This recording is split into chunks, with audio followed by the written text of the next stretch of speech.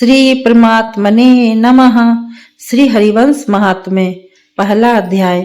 अंतर्यामी नारायण स्वरूप भगवान श्री कृष्ण नर स्वरूप नरों में उत्तम अर्जुन, भगवती सरस्वती एवं महर्षि वेद व्यास को नमस्कार करके इतिहास पुराण और महाभारत का पाठ करना चाहिए।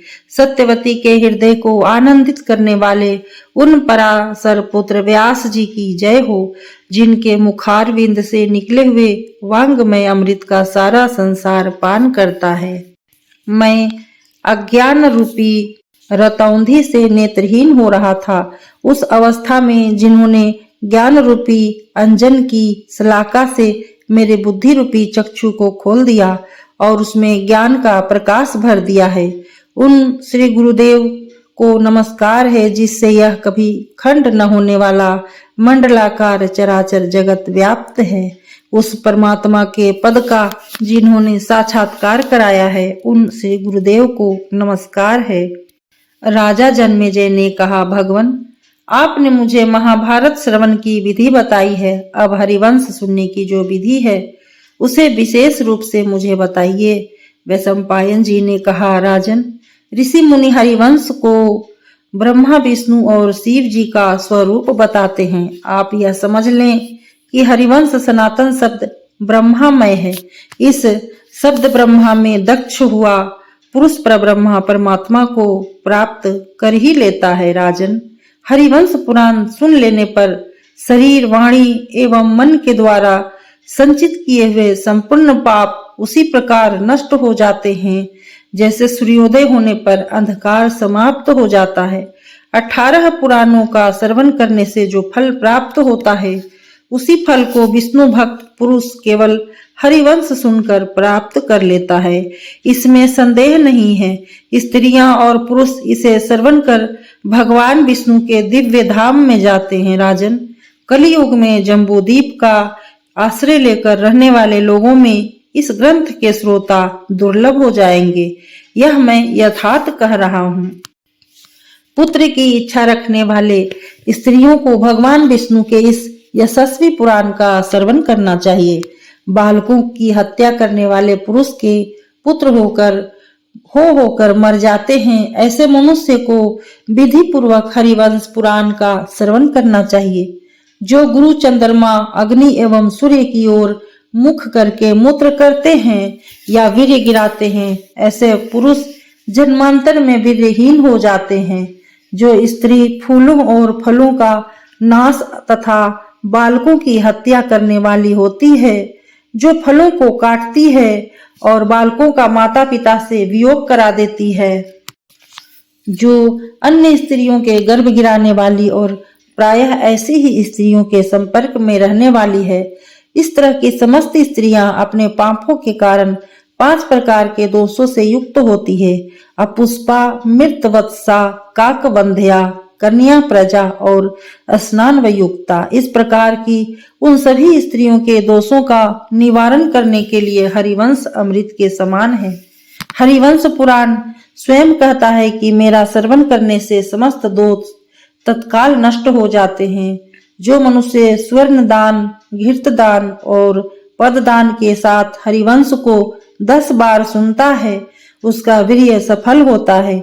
अपुष्पा रजो दर्शन से रहित नारी के लिए 10 आवृत्ति हरिवंश सुनने का विधान है। जिसके बच्चे पैदा होकर मर जाते हों, वह 7 बार हरिवंश सुने।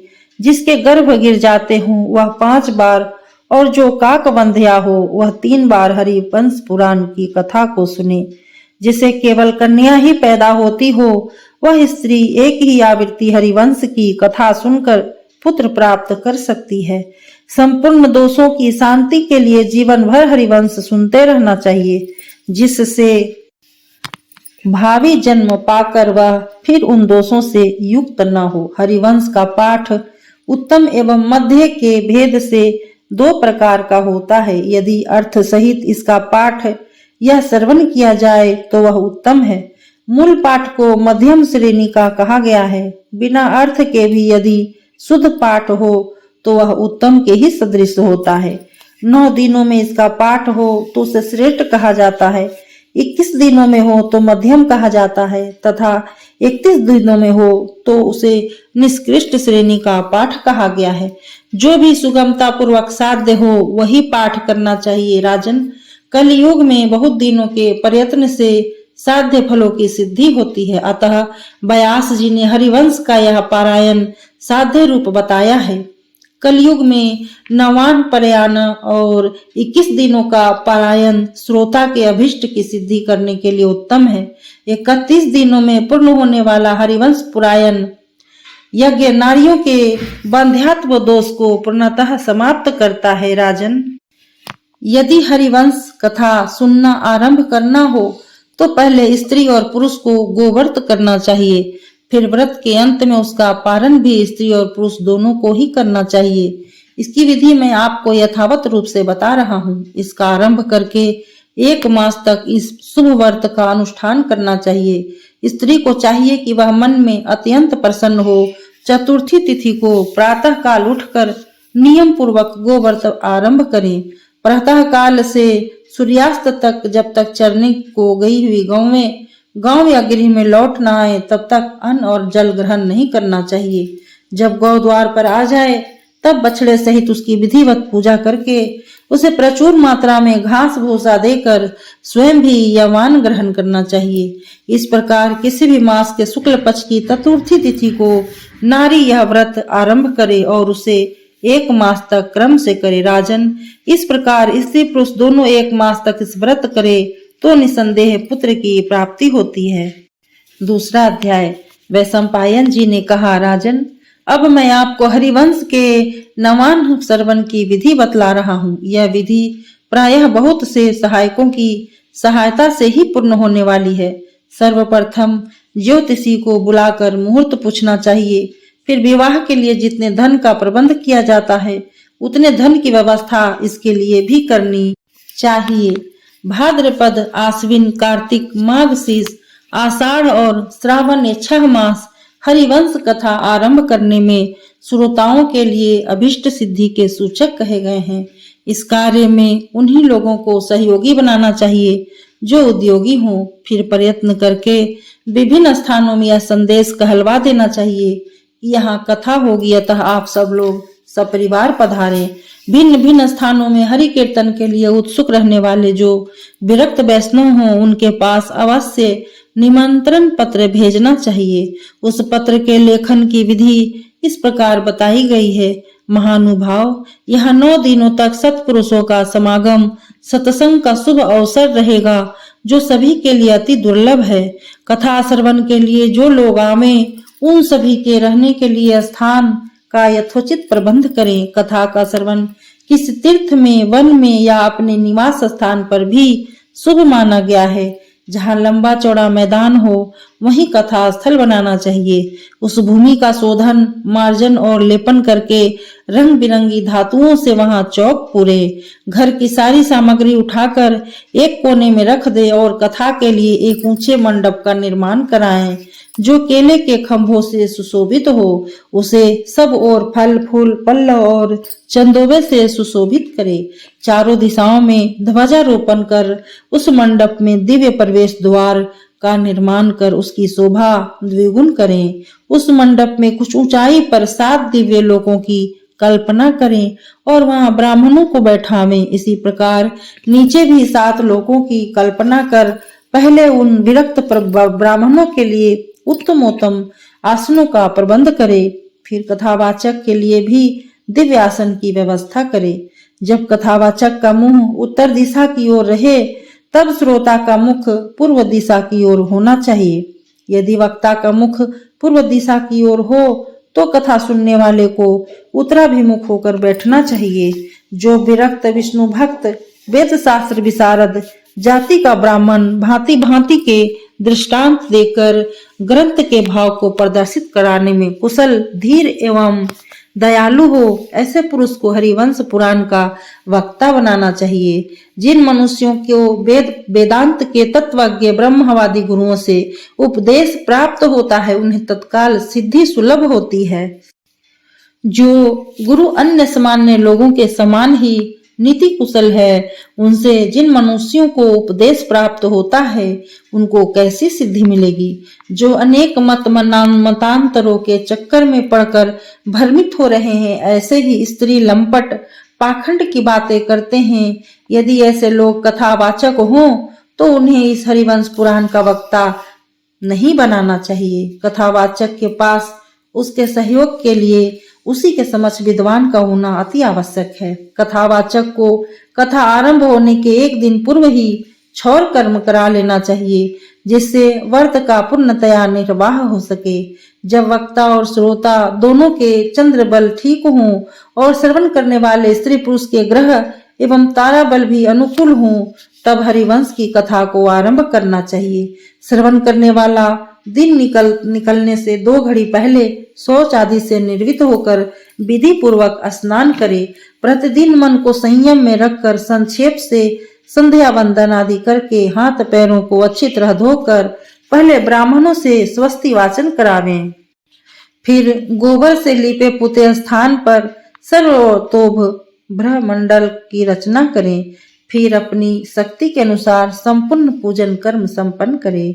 कथा के विघ्नों का निवारण करने के लिए गणपति की पूजा करें। तत्पश्चात रुक्मणी और पुत्रों सहित भगवान श्री कृष्ण की स्थापना करें। कथा की निर्विघ्नता पूर्वक सिद्धि के लिए ही देव पूजन पूर्वक पत्नी और पुत्र सहित भगवान श्री कृष्ण की पूजा करें। इसके बाद संकल्प करना चाहिए। संकल्प करने के अनंतर वेद शास्त्रों के अध्ययन से संपन्न वक्ता का विधि पूर्वक पूजन करके उसका वरण करे। 5 वस्त्र सर्वाभूषण आदि देकर संकल्प के द्वारा वक्ता का वरण करें।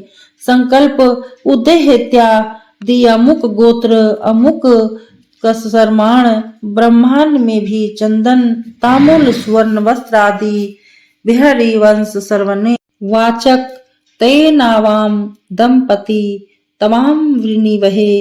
फिर वाचक कहे मेरा वरण हो गया। उसके ऐसा कहने पर यजमान वर्तेन दीक्षा मापनोति दीक्षया पनोति दक्षिणा श्रद्धा मापनोति श्रद्धा सत्यमाप्यते। इस मंत्र द्वारा कथावाचक के दाहिने हाथ के मूल भाग में रक्षा बंधन कर्म श्रोता करे। तत्पश्चात ब्राह्मण को श्रोताओं के हाथ में भी रक्षा बंधन करना चाहिए। तदंतर चंदन आदि उपचारों से और वस्त्र पुष्प अक्षत स्वर्णमय आभूषण सुपारी और ऋतुफल आदि से षोडशोपचार की विधि द्वारा पुराण का पूजन करना आवश्यक कहा गया है। उत्तम ब्राह्मणों की पूजा करके हरिवंश का श्रवण करना अभिष्ट फलदायक माना गया है। इसलिए सर्वथा प्रयत्न करके विधि पूर्वक उसका श्रवण करना चाहिए। तदुपरांत सभी कथा सुनने वाले व्यास जी को नमस्कार करें। उस समय यजमान इन वाक्यों का उच्चारण करें। संपूर्ण शास्त्रों के अर्थ के मर्मज्ञ ब्रह्मा विष्णु शिव स्वरूप सत्यवती के पुत्र भगवान व्यास आपको नमस्कार है। इस प्रकार व्यास जी को नमस्कार करके सुंदर पवित्र स्थान में कुश आसन पर बैठकर प्रतिदिन उल्लासपूर्ण प्रसन्न चित्त हो कथा श्रवण करे। कथावाचक जो भी जिस भी रूप का क्यों न हो, वह आदरणीय एवं पूजनीय है। पुराण वक्ता की निंदा न करें, क्योंकि उनके मुख से निकला हुआ यह कथा रूपी अमृत उनकी समस्त मनोकामनाओं को पूर्ण कर देता है। सुकर्म के इच्छुक सुख के लिए व्यास जी कैसे भी हों उनका आदर करें, उनकी वाणी को श्रवण करें जो कामधेनु के समान है। जन्मजात गुरु गुण को सिखाने वाले गुरु तथा विद्या देने वाले सभी गुरुओं से पुराण के ज्ञाता गुरु श्रेष्ठ कहे गए हैं। अनेक बार जन्म लेकर भी आप सदा सुखी रहें, ऐसा पुण्यमय सुखद विचार पुराण वेत्ता से ही प्राप्त होता है। अतः पुराण वेत्ता परम श्रेष्ठ है। फिर भी विचार से पवित्र शांत पाखंड रहित सज्जन और सुविज्ञ कथावाचक होना चाहिए। कथावाचक जब कथा कहने बैठे तो उस समय वह किसी को नमस्कार न करे, जब तक कथा प्रसंग समाप्त न हो जाए धूर्त दुष्ट कर्मी कपटी और कुटिल को कथा न सुनावे। अपवित्र स्थान पर जहाँ दूषित मनुष्यों का जमघट हो, नीचों का आवास हो, कुत्ते भी अधिक हो, वहां इस पुण्यप्रद कथा को न कहें। सज्जनों से व्यास प्रदेश ग्राम में देव मंदिर में पुण्य नदी नद के किनारे अथवा किसी पवित्र स्थान पर कथा कहें। उक्त प्रकार की व्यवस्था से व्यवस्थित कथा को सुनने से लोक परलोक दोनों में सुखप्रद पुण्य के साथ मनुष्य पुत्र को प्राप्त कर लेता है। यह हरिवंश पुराण महापापों को नष्ट कर पुत्र प्रदान करता है। इसलिए ऐसे पापों को नष्ट करने वाले हरिवंश पुराण का श्रवण अवश्य ही करना चाहिए। तीसरा अध्याय। वैशंपायन जी ने कहा, जन्मेजय, पंडितों ने जप के बाद हरिवंश सुनना कहा है, अतः नित्य कर्म संध्या आदि पितृतर्पण कर शरीर शुद्धि के लिए प्रायश्चित करना चाहिए। पश्चात मंडप में ऊंची आसन पर भगवान श्री कृष्ण की मूर्ति को पुत्र सहित लक्ष्मी के साथ स्थापित कर पूजन करना चाहिए। लक्ष्मी अर्थात रुक्मणी और पुत्र प्रद्युम्न, फिर प्रदक्षिणा नमस्कार पूजांत में स्तुति करना चाहिए। करुणा निधे, इस संसार सागर में कर्मग्राह से ग्रसित मुझ दीन का उद्धार कर दे। तदुपरांत हरिवंश का षोडशोपचार से पूजन कर फिर श्रीफल लेकर प्रसन्न मन से स्तुति करें। नाथ, यह आयोजन पुत्र प्राप्ति के लिए मैंने किया है, अतः प्रार्थना है कि आप मेरी मनोकामना को पूर्ण कर दे। हम आपके दास हैं। फिर वस्त्र भूषणों के द्वारा आचार्य की भी पूजा कर स्तुति करें कि आप शास्त्र एवं पुराण वेत्ता हैं, अतः इस कथा प्रसंग से हमारे अज्ञान को दूर करें। इस प्रकार आरंभ कर हरिवंश का नवाह समाप्त करें। नवाह यज्ञ में विघ्न न पड़े और भगवान विष्णु प्रसन्न हो, इसके लिए सदाचारी ब्राह्मणों का पूजन वरण कर आसन दे। यथास्थान स्थित कर गणेश पूजन, द्वादशाक्षर मंत्र ओम नमो भगवते वासुदेवाय, संतान गोपाल मंत्र, महारुद्र जप तथा पार्थिव पूजन के लिए निवेदन करे। पश्चात हरि कीर्तन करने वाले वैष्णवों का पूजन वरण कर यथा स्थान बैठा कर कीर्तन के लिए निवेदन कर श्रोता अपने आसन पर बैठ जाए। जो सभी ओर से चित्त को हटाकर कथा के शब्द ज्ञानों की ओर ध्यान कर सुनता है, कथा सुनता है, उसे संपूर्ण फल प्राप्त होता है। जो स्त्री और पुरुष श्रद्धा भक्ति पूर्वक पवित्र मन से इस हरिवंश महापुराण को सुनते हैं, उन्हें उत्तम फल की प्राप्ति होती है। श्रद्धा सभी धर्मों की भांति हितकारिणी, श्रद्धा से ही इस लोक तथा परलोक में सिद्धि प्राप्त होती है। श्रद्धा से शिला भी फलदायिनी बन जाती है। मूर्ख व्यक्ति श्रद्धा भक्ति से पूजित होने पर गुरु की तरह ज्ञान देने वाला बन जाता है। श्रद्धा पूर्वक स्तुति करने से स्तुति करने वाले को फल देवता फल देते हैं। श्रद्धा से पूजित देवता नीच को भी वरदान देते हैं। श्रद्धा से रहित पूजन जप इत्यादि सभी निष्फल हो जाते हैं, जैसे कि बिना पुष्प के वृक्ष होते हैं। सभी जगह संदेह करने वाला, अति चंचल, परमार्थ से रहित एवं श्रद्धा से रहित केवल स्तुति मात्र करने से मुक्त नहीं होता है। मंत्र, तीर्थ, ब्राह्मण, देवता, ज्योतिषी, औषधि और गुरु में जिसकी जैसी भावना होती है उसे वैसी ही सिद्धि मिलती है। यह संसार श्रद्धामय है, जहाँ यहाँ भाव से पुण्य और भाव न करने से पाप की प्राप्ति होती है। भावहीन को कुछ नहीं प्राप्त होता। इसलिए राजन, सदैव श्रद्धा से भक्ति से धार्मिक कार्य करे। कथावाचक सूर्योदय से आरंभ कर 3:30 पहर तक धीरे धीरे स्वर में कथा बाँचे। मध्याह्न में 2 घड़ी विश्राम करे। उस कीर्तन वाले व्यक्ति कीर्तन करे, उस समय कीर्तन वाले व्यक्ति कीर्तन करे। इस प्रकार विधान से कथा सुनने पर समस्त मनोकामनाएं पूर्ण होती है। चौथा अध्याय।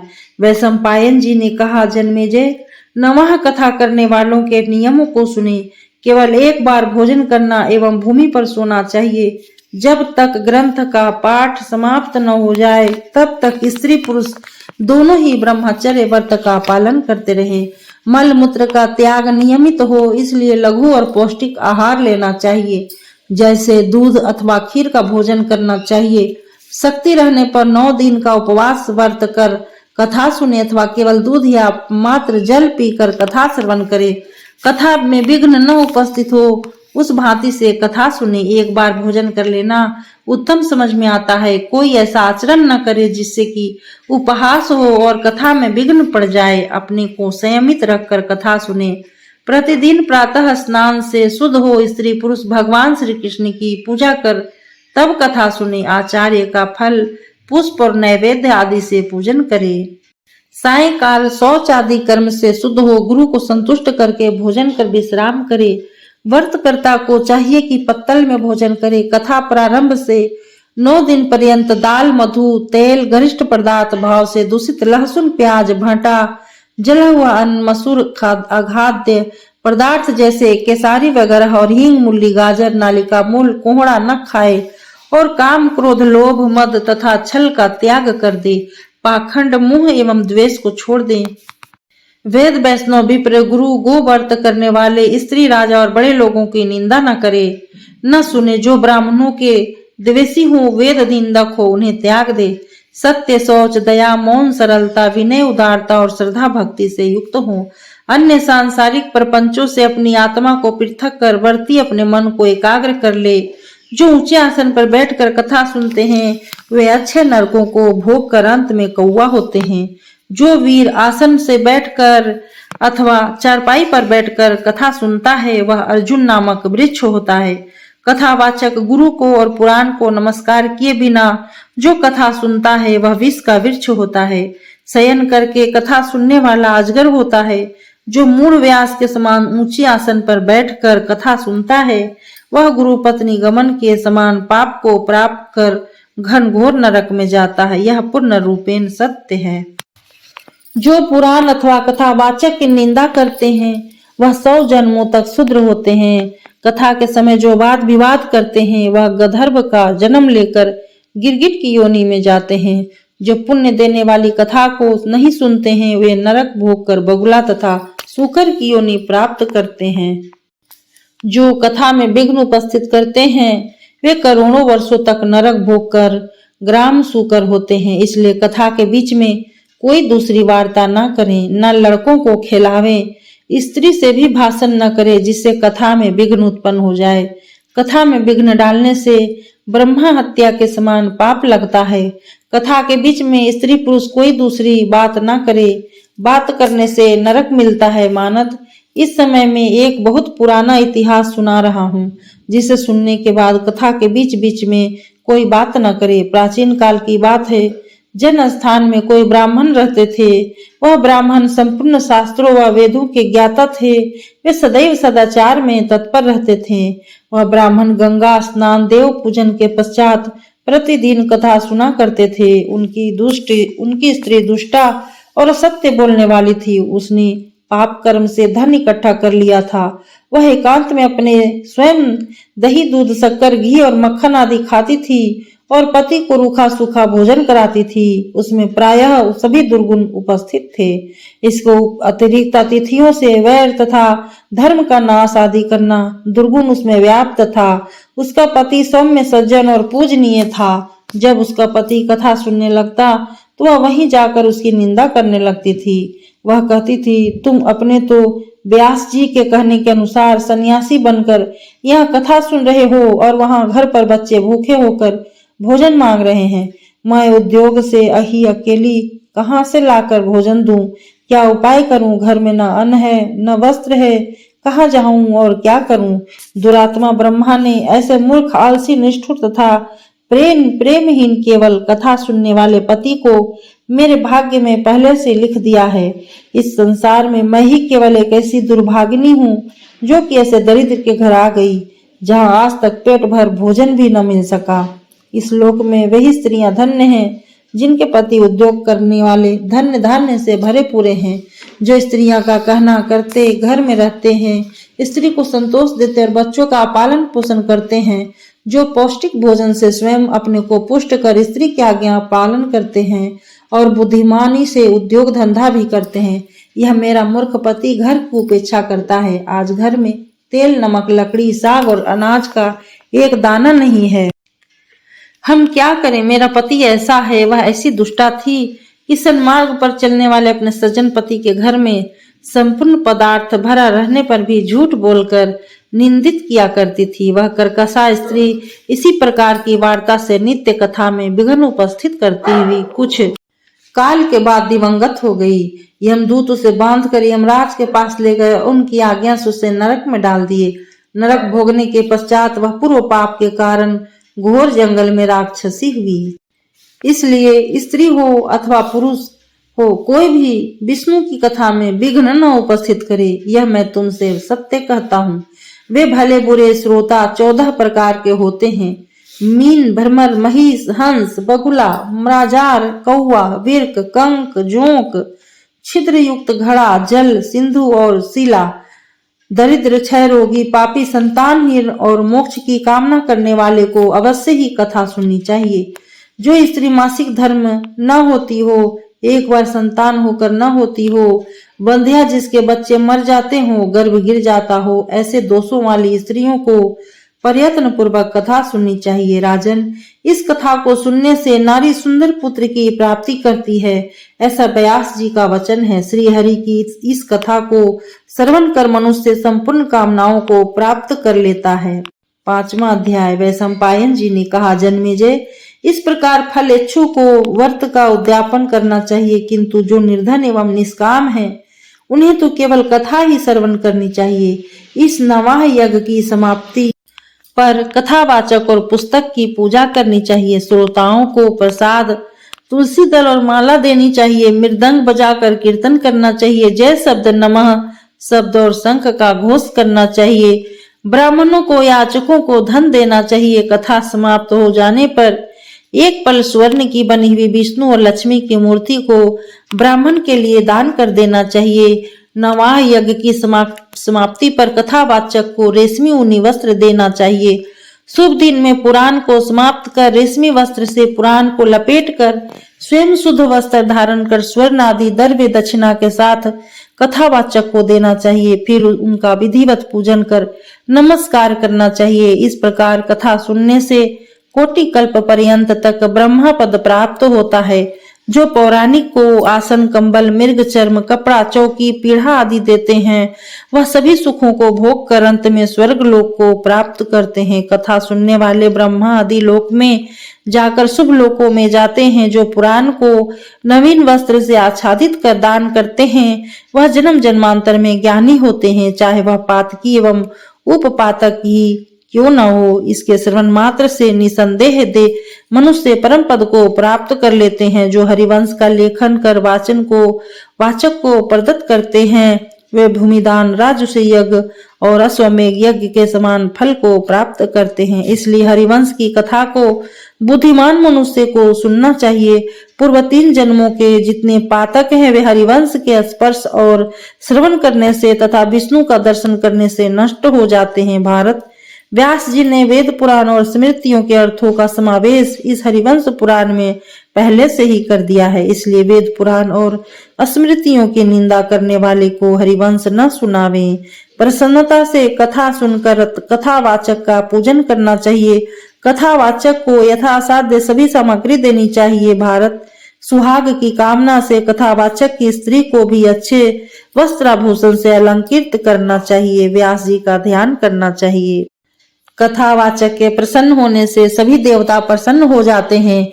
वंश की इच्छा करने वाले को हरिवंश सुनने में कृपणता नहीं करनी चाहिए। वाचक के संतुष्ट होने से देवताओं की प्रसन्नता से कार्य सफल हो जाता है। जन्मेजय, इस कथा से सभी पितर अच्छे लोक को प्राप्त हो जाते हैं और मनुष्य तीनों ऋणों से उत्तीर्ण हो जाता है। हरिवंश के प्रारंभ और समाप्ति के समय कथावाचक की प्रसन्नता से पाप रहित होकर श्रोता अपनी कामना को प्राप्त कर लेता है। इस प्रकार विधि विधान से हरिवंश सुनने पर श्रोता संतान को प्राप्त कर लेता है। साथ ही साथ स्त्री एवं पुरुष संसार के संपूर्ण वैभव को प्राप्त कर लेते हैं, इसमें संशय नहीं है। 6वां अध्याय। राजा जन्मेजय ने कहा, हरिवंश की कथा का प्रारंभ कैसे करना चाहिए, पूजन की क्या विधि है और इसे कैसे समाप्त करना चाहिए, संपूर्ण फल की प्राप्ति कैसे हो, ये सब समयक प्रकार से कहें।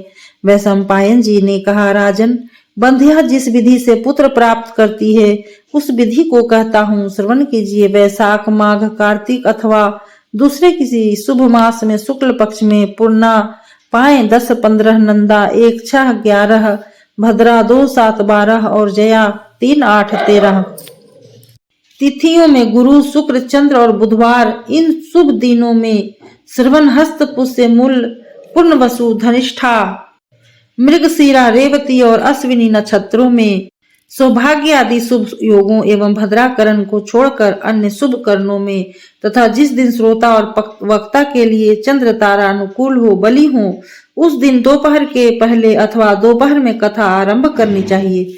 सर्वप्रथम गणेश जी की पूजा कर कलश का पूजन करे। तदुपरांत षोडशोपचारों से प्रतिदिन भगवान का पूजन करते रहे जब तक कथा समाप्त न हो जाए।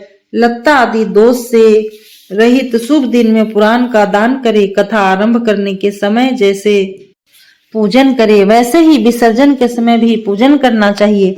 समाप्ति के समय सभी सामग्रियों के साथ पुराण और व्यास जी का पूजन कर गाने बजाने का आयोजन कर विशाल उत्सव मनावे। पुराण पूजन के समय का दान कह रहा हूँ। पुराण पूजन के समय दान की 1800, इसके अभाव में 1200, इसके भाव में 600 दान करना चाहिए। ये उत्तम, मध्यम और अधम 3 प्रकार के दान है। तत्पश्चात सपत्नीक व्यास जी का नए वस्त्र आदि से कामना सिद्धि के लिए पूजन करे। आचार्य को वस्त्र, कुंडल, मुकुट अथवा पगड़ी आदि से सुशोभित कर गर्भिणी अथवा बछड़ा सहित गौ का दान करे। सवारी के लिए घोड़ा आदि, सेवा के लिए दास दासी, आसन, मृग चर्म, व्याग चर्म, धूप दीप आदि के पात्र, सैया और उसके उपकरण, तोषक, तकिया, चंदोवा आदि वस्त्र एवं मिठाई के साथ थाली आदि सभी बर्तन और पीढ़ा, जल रखने को घट आदि के साथ 1 वर्ष भोजन के लिए अन्न, घी, तेल तथा नमक आदि व्यास आसन पर बैठे हुए ब्राह्मण को देवे। इस प्रकार सभी पदार्थों का दान कर व्यास जी के परिक्रमा का आशीर्वाद लेवे। पश्चात रुद्राभिषेक करने वाले ब्राह्मण को वस्त्र, अंगूठी आदि से भूषित कर नवीन कंबल, तामपत्र और दक्षिणा देवे। अन्य ब्राह्मणों को भी इसी प्रकार देवे। पुनः प्रत्येक श्लोक से हवन या दशांश हवन खीर, मधु, तिल, जौ और चावल से करें अथवा गायत्री के मंत्र से करें। यदि हवन करने में असमर्थ हो तो कुछ स्वर्ण का दान करे। यह गादी में अनेक कमियां रह जाती है, उनकी संपूर्णता के लिए विष्णु सहस्त्र नाम का पाठ करे। तदुपरांत 24 सपत्नीक ब्राह्मणों को आदर के साथ भोजन करावे। तत्पश्चात उन उत्तम ब्राह्मण को गंध और मालाओं से अलंकृत करके स्वर्णमय दक्षिणा, धान्य और रत्न आदि देकर प्रसन्न करे। भरत श्रेष्ठ, उन ब्राह्मणों के यथावत भोजन कर लेने पर उन्हीं के समीप सपत्नी कथावाचक को भी उत्तम रूप से भोजन करावे और वस्त्र एवं आभूषणों से संतुष्ट करके नमस्कार करें। ब्राह्मणों के संतुष्ट होने से सभी देवता प्रसन्न हो जाते हैं। सुंदर अक्षरों में लिखे हरिवंश महापुराण को दक्षिणा सहित देने से प्राणी बहुबंधन से मुक्त हो जाता है। इस प्रकार संपूर्ण फल देने वाले हरिवंश महापुराण का नवाह कर जो दान करता है उसकी स्त्री 1 मास में ही गर्भ धारण कर लेती है। राजन, जो इस प्रकार विधि विधान से दान मान से और देवता, ब्राह्मण एवं पुराण का पूजन करता है उसकी स्त्री गर्भवती हो जाती है। जो मैंने 3 प्रकार की दक्षिणा और पूजन आदि कहा है, इसको विधान पूर्वक करने से बंध्या स्त्री भी सूर्य के समान तेजस्वी पुत्र को प्राप्त कर लेती है। ऐसा व्यास जी का वचन है। ब्राह्मण के धन का हरण करने वाला निसंतान होता है। इस दोष की शांति के लिए इस कथा के साथ महारुद्र का जप आदि भी कराना चाहिए। राजा परीक्षित ने पुराण सुनकर अंत में निश्चय करके दंभ और कंजूसी छोड़कर कथावाचक का पूजन किया। फिर वे बहुत सा दान करके व्यास जी का आशीर्वाद प्राप्त कर प्रसन्नोचित होकर अपनी धर्मपत्नी के साथ आनंद पूर्वक रहने लगे। इस प्रकार के अनुष्ठान से पुत्र प्रतिबंधक पाप नष्ट हो जाने से पुण्य रूप पुत्र की प्राप्ति होती है। इस पुरातन हरिवंश पुराण के श्रवण से 10 पीढ़ी आगे और 10 पीढ़ी पीछे के पितरों का उद्धार होता है। नरश्रेष्ठ, मैंने हरिवंश श्रवण का संपूर्ण विधान कह दिया। पुत्रहीन पुत्र को, धनहीन धन को प्राप्त करता है। नरमेध और अश्वमेध यज्ञों से मनुष्यों को जो फल प्राप्त होता है वह संपूर्ण फल इसके श्रवण प्राप्त से हो जाता है। ब्रह्माघाती, गर्भघाती, गोहत्यारा, सुरापान करने वाला और गुरु स्त्रीगामी भी यदि इस पुराण को सुन लेते हैं तो वे भी पवित्र हो जाते हैं। जन्मेजय, यह मैंने तुमसे श्री कृष्ण के अद्भुत, अपार और अति महान महात्म्य का वर्णन किया है। इसका श्रवण और पाठ करने वाला मनुष्य तीनों लोकों में जो अत्यंत दुर्लभ है उस महान फल को निश्चित प्राप्त कर लेता है। हरिवंश महात्म्य संपूर्ण। ओम नमो भगवते वासुदेवाय। पुत्र, धन, संपत्ति, ऐश्वर्य एवं राज सम्मान प्राप्ति हेतु संतान गोपाल स्तोत्रम। श्री सम कमल पात्रक्षम देवकी नंदनम हरिम सूत संप्रापत्ते कृष्णं नमामि मधुसूदनम। नमाम्यहं वासुदेवं सूत संप्राप्ते हरिं यशोदाङ्कगतं बालं गोपालं नन्दनन्दनम् अस्माकं पुत्रलाभाय गोविन्दं मुनिवन्दितं। नमाम्यहं वासुदेवं देवकी नन्दनं सदा गोपालं डिम्भकं वन्दे कमलापतिमच्युतं। पुत्र संप्राप्ते कृष्णं नमामि यदुपुङ्गवं। पुत्र कामेष्टि फलदं कंजाक्षं कमलापतिं देवकी नंदनं वन्दे सुत संप्राप्ते मम।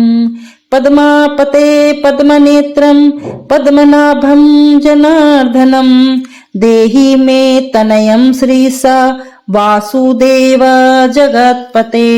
यशोकादकं बालं गोविन्दं मुनिवन्दितम् अस्माकं पुत्रलाभाय नमामि श्रीशं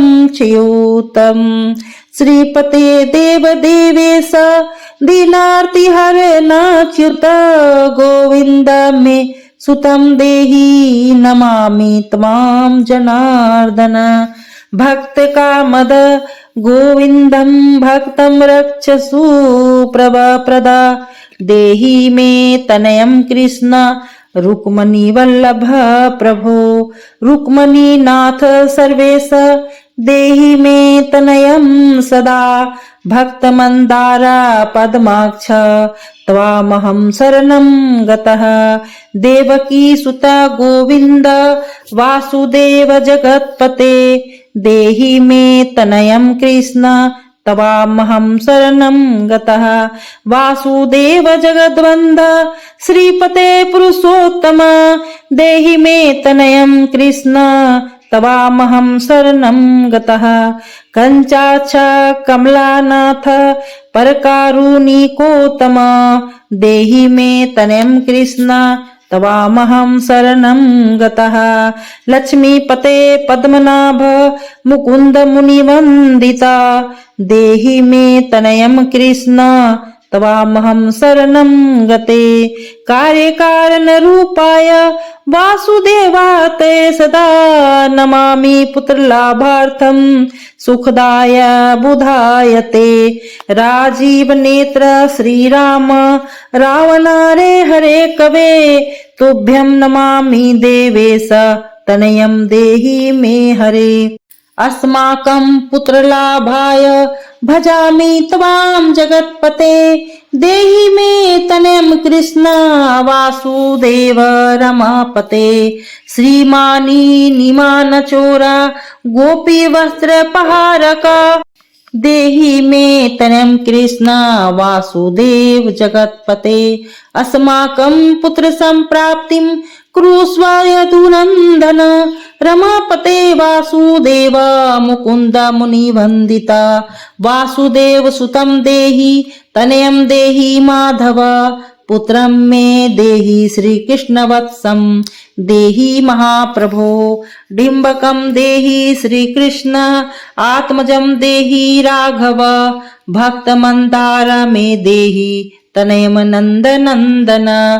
नंदनम देहि मे कृष्ण वासुदेव जगत्पते। कमलानाथा गोविंदा मुकुंद मुनि वंदिता। अन्यथा शरणं नास्ति तवमेव शरणं मम।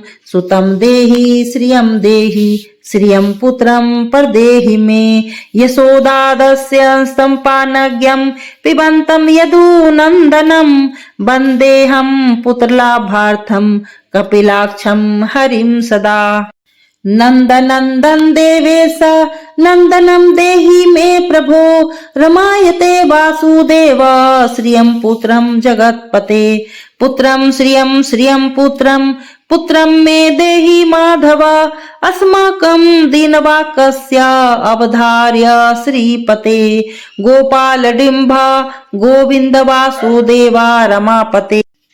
अस्माकं डिंभकं देहि श्रियं देहि जगत्पते। मदांचित फलं देहि देवकी नंदनाच्युत। मम पुत्रार्थितं धन्यं कुरुष्व यदुनन्दन। याचेऽहं तवां श्रियं पुत्रं देहि मे पुत्र संपदम्। भक्त चिंतामणे राम कल्पवृक्ष महाप्रभो। आत्मजं नंदनं पुत्रं कुमारं डिंभकं सुतम्। अभ्रकं तनयं देहि सदा मे रघुनंदन।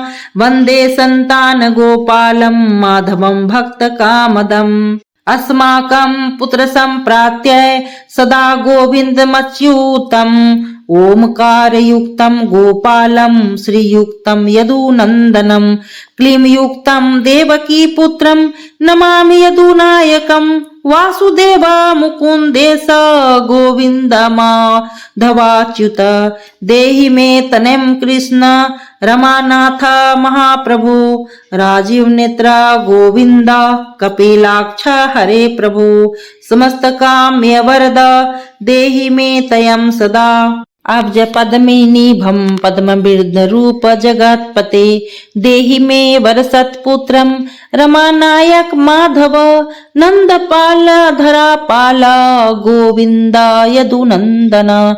देहि मे तनयं कृष्ण रुक्मणी वल्लभ प्रभु। दास मंदारा गोविंदा मुकुंद माधवाच्युता। गोपाला पुंडरीकाक्ष देहि मे तनयं श्रियं यदुनायक पद्मेश नंद गोपवधूसुत। देहि मे तनयं कृष्ण श्रीधर प्राणनायक। अस्माकं वाचिन्तं देहि देहि पुत्रं नम रमापते। भगवन् कृष्ण सर्वेश वासुदेव जगत्पते। रमा हृदय संभार सत्यभामा मनः प्रिय।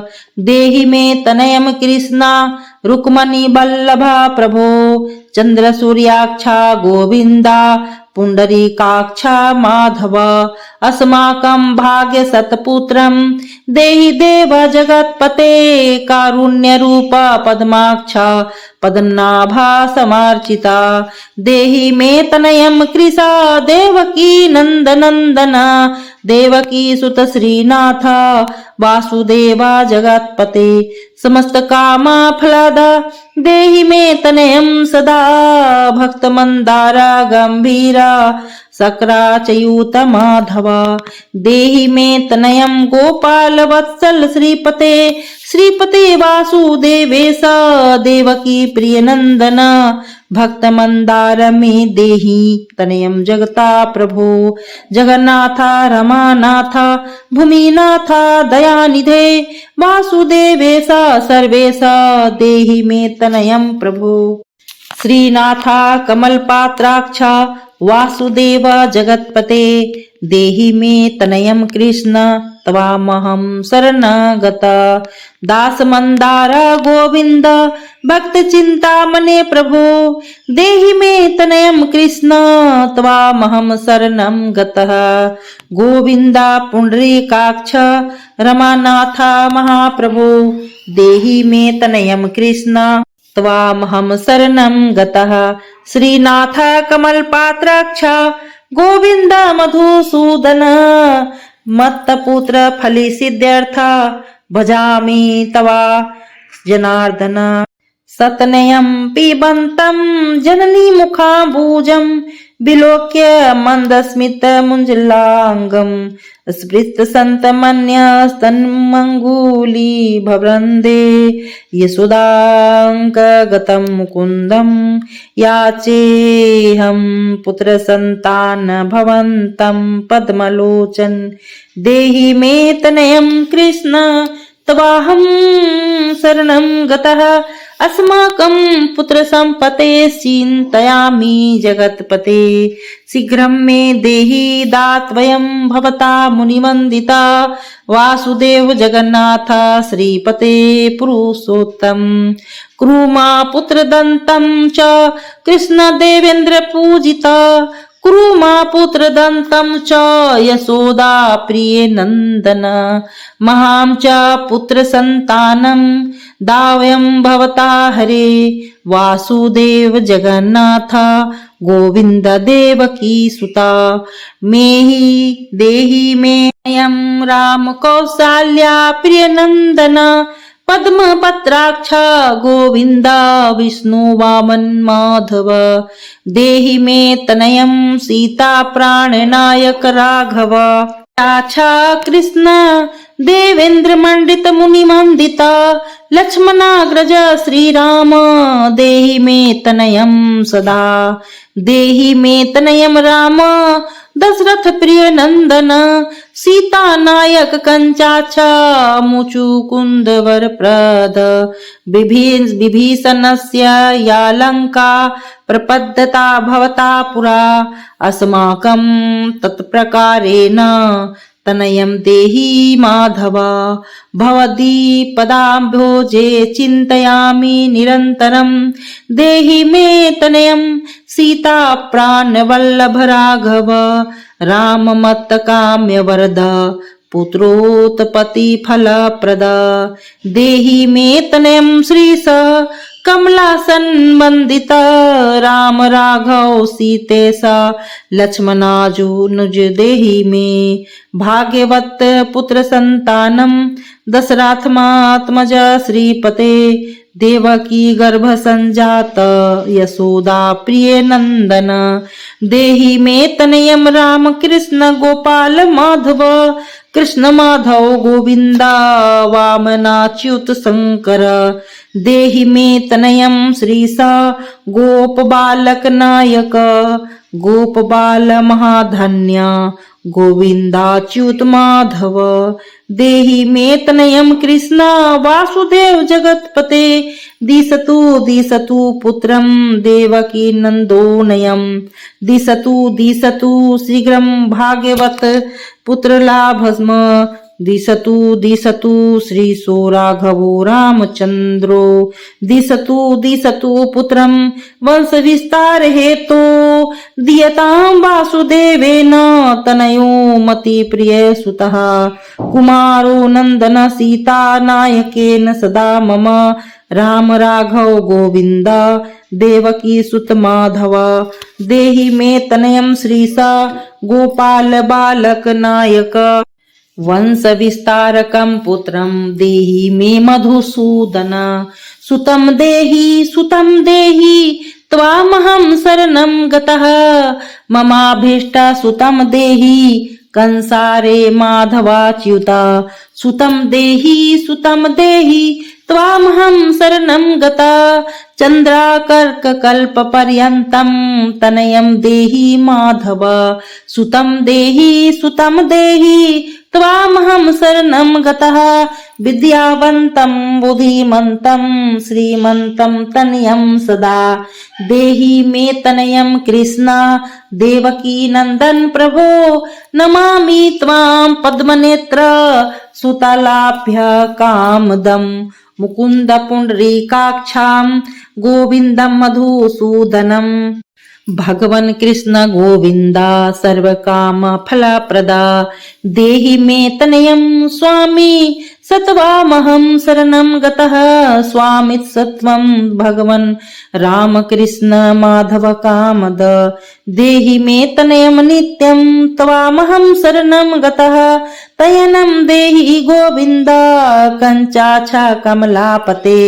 सुतं देहि तवामहं शरणं गतः पद्मापते पद्मनेत्र प्रद्युम्न जनक प्रभो सुतं देहि त्वामहं शरणं गतः शंख चक्र गदा शंख सांग पाणे रमापते देहि मे तनयं कृष्ण तवामहं शरणं गतः नारायण रमानाथ राजीव पत्र लोचन सुतं मे देहि देवेश पद्म पद्मानुबंदिता राम राघव गोविंद देवकी वरनंदन रुक्मणी नाथ सर्वेश नारदादि सुराश्रिता देवकी सुत गोविंद वासुदेव जगतपते देहि मे तनयं श्रीसा गोप बालक नायक मुनि वंदित गोविंदा रुक्मणी वल्लभ प्रभु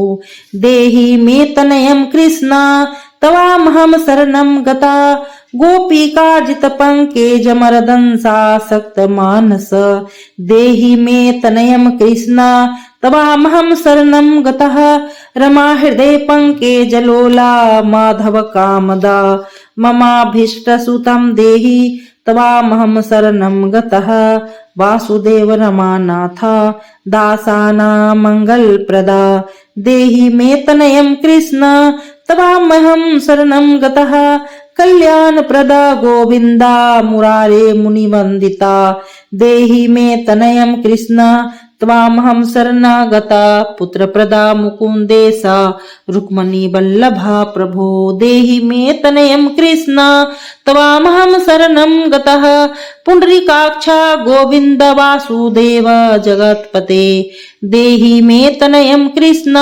त्वामहं शरणं गता दयानिधे वासुदेव मुकुंद मुनि वंदिता देहि मे तनयं कृष्ण त्वामहं शरणं गतः पुत्र संपरत दातारं गोविंदं देव पूजितं वन्दामहे सदा कृष्णं पुत्रलाभ प्रदायिनं कारुण्य निधये गोपी वल्लभाय मुरारये नमस्ते पुत्रलाभार्थे देहि मे तनयं विभो नमस्तभ्यं रमेशाय रुक्मणी वल्लभाय ते देहि मे तनयं श्रीसा गोप बालक नायक नमस्ते वासुदेवाय नित्य श्री कामुकाय च पुत्रदाय च सर्पेन्द्र साइने रंगसाइन रमानाथ मंगल प्रदा माधव देहि मे तनयं श्रीस गोप बालक नायक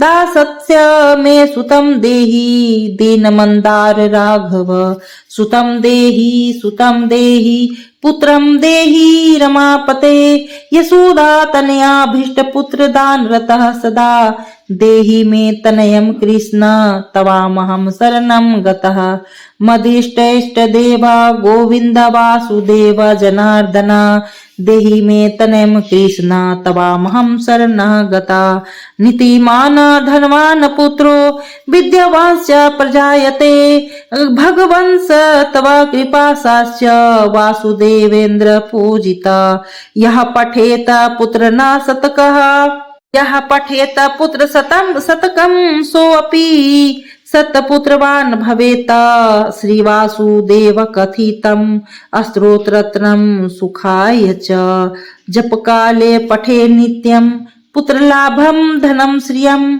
ऐश्वर्ये राजसम्मानं सद्यो याति न संशय इति। विशेष जो मनुष्य इस संतान गोपाल स्तोत्र का प्रतिदिन पाठ करते हैं उन्हें निसंदेह पुत्र होता है। इसके साथ ही साथ धन संपत्ति ऐश्वर्य तथा राज सम्मान की प्राप्ति होती है। यह यथार्थ है। प्रथम सनत कुमारोक्त संतान गोपाल के मंत्र द्वारा अनुष्ठान की विधि विनियोग अस्य श्री संताल गोपाल मंत्र से श्री नारद श्री अनुष्टुप छंद श्री कृष्णो देवता ग्लोम बीजम नमः शक्ति पुत्रार्थे जपे विनियोग। ऐसा उच्चारण कर जल छोड़ दे। इसके पश्चात निम्न अंग न्यास करे। ग्लोम हृदयाय नमः, क्लीम शीर से स्वाहा, ह्रीम शिखाय वसट, श्रीम कवचाय हूं, ओम अस्त्राय फट। अंग न्यास करने के उपरांत निम्न श्लोक का उच्चारण करके भगवान श्री कृष्ण का ध्यान करें। शंख चक्र गदा पद्यम धारयन्तम जनार्दनम, अंगे स्यानम देवक्याः सुतिका मंदिरे शुभे, एवं रूपम सदा कृष्णम सुतार्थम भावयेत सुधी। जप मंत्र। ओम देवकी सुत गोविंद वासुदेव जगतपते, देहि मे तनयम कृष्णम तवामहं शरणं गता। उपरोक्त जप मंत्र का भी 3 लाख जप करना चाहिए। इस मंत्र के पूजन आदि एवं हवन इत्यादि का विधान जैसे संत कुमार जी ने बताया है, उसी प्रकार से आचार्य को अपने यजमान से करवाना चाहिए। जो उत्तम द्विज संत कुमार के द्वारा बताए गए इस संतान गोपाल मंत्र का अनुष्ठान सुयोग्य ब्राह्मण से करवाते हैं, उन्हें निसंदेह पुत्र की प्राप्ति होती है। संतान गोपाल के मंत्र द्वारा अनुष्ठान की विधि। पहले बताए गए शुभ मास आदि में प्रातः काल शुद्धि एवं पारिश्चित करने के पश्चात अपने दाएं हाथ में पुष्प, अक्षत, जल, सुपारी और यथाशक्ति द्रव्य लेकर संकल्प करे कि मेरी जन्म कुंडली में अनिष्ट स्थान स्थित ग्रहों के संतान प्रतिबंधक दोष और पूर्व जन्म मार्जित संतान प्रतिबंधक दोष की निवृत्ति एवं दीर्घायु संतान की प्राप्ति के लिए मैं श्री संतान गोपाल के मंत्र का अनुष्ठान ब्राह्मणों के द्वारा करवाऊंगा।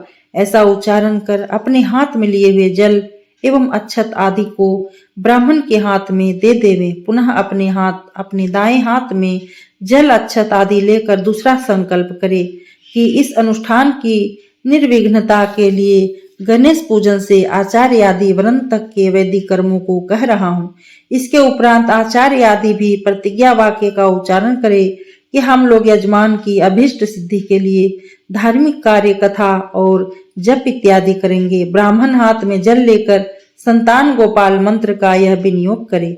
अस्य श्री संतान गोपाल मंत्रस्य श्री नारद ऋषि अनुष्टुप छंद। श्री कृष्णो देवता ग्लोम बीजम नमः शक्ति पुत्रार्थे जपे विनियोग। ऐसा उच्चारण कर जल छोड़ दें। इसके पश्चात निम्न न्यासों को करे। देवकी सुत गोविंद हृदय नमः। इस वाक्य का उच्चारण करके दाहिने हाथ की मध्यमा, अनामिका एवं तर्जनी उंगलियों से हृदय का स्पर्श करे। वासुदेव जगतपते सिर से स्वाहा। इस वाक्य का उच्चारण करके इस सिर का स्पर्श करे। देहि में तनयम कृष्ण शिखाय वसट। इस वाक्य का उच्चारण करके दाहिने हाथ अंगूठे से शिखा का स्पर्श करे। तवामहं शरणं गतः। उस वाक्य का उच्चारण करके दाएं हाथ की 5 उंगलियों से अपनी बाईं भुजा का एवं बाएं हाथ की 5 उंगलियों से दाहिने भुजा का स्पर्श करे। ओम नमः अस्त्राय फट। इस वाक्य का उच्चारण करके दाहिने हाथ को सिर के ऊपर से बाईं ओर से पीछे की ओर ले जाकर दाहिनी ओर से आगे की ओर लावें और तर्जनी एवं मध्यमा उंगलियों से बाएं हाथ की उंगलियों पर ताली बजाएं। इसके उपरांत निम्न श्लोक का उच्चारण करके भगवान श्री कृष्ण का ध्यान करें। वैकुंठादागतं कृष्णं रथस्थं करुणानिधिं, किरीटसारथिं पुत्रमानयन्तं परात्परम्, आदायातं जलस्थं च गुर्वे वैदिकाय च, अपर्यन्तं महाभागं धयायेत पुत्राथर्मच्युतम्। मूल मंत्र। ओम श्रीं ह्रीं क्लीं ग्लौं देवकी सुत गोविंद वासुदेव जगतपते, देहि मे तनयं कृष्ण तवामहं शरणं गता। इस मूल मंत्र का 3 लाख जप अवश्य करना चाहिए। इसके जप के प्रभाव से निसंदेह पुत्र की प्राप्ति होती है। तृतीय, संतान गोपाल के मंत्र द्वारा अनुष्ठान की विधि विनियोग। अस्य श्री संतान गोपाल मंत्रस्य ब्रह्मा ऋषि गायत्री छंदः श्री कृष्णो देवता क्लीं बीजम नमः शक्ति पुत्रार्थे जपे विनियोग। ऐसा उच्चारण कर जल छोड़ दे। इसके पश्चात अंग न्यास करे। ग्लोम हृदयाय नमः, क्लीं शीर से स्वाहा, ह्रीं शिखाय वसट, श्री कवचाय हुं, ओम अस्त्राय फट। अंग न्यास करने से उपरांत निम्न श्लोक का उच्चारण करके भगवान श्री कृष्ण का ध्यान करें।